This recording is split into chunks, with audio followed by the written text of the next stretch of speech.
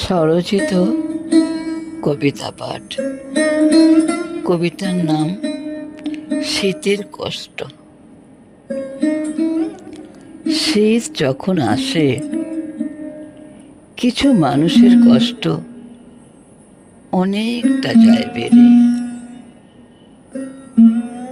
কষ্ট থাকে গরিব মানুষের জন্য, যারা ফুটপাতে থাকে রাত্রিবেলাতে।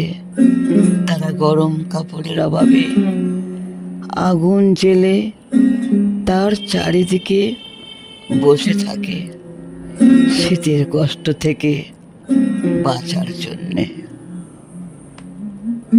জামা নেই গায়ে, ছোট্ট শিশুগুলি প্রচণ্ড শীতে কাঁপতে থাকে।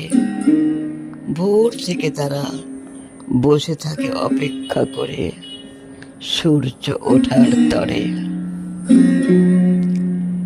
জানি না আমাদের দেশে মাথার উপর এক টুকরো ছাদ কবে তারা পাবে,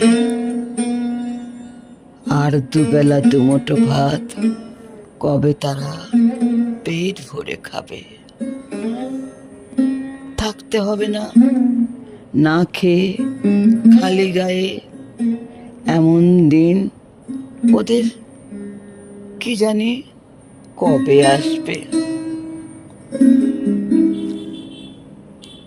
তুমি তো সবই দেখো ওপর থেকে বসে বসে। তুমি তো রাজার রাজা, তবে তোমার রাজ্যে কেন এত ভিখারি রবে? কেন তাই নেই তোমার কোনো কিছুর ওদের জন্যে?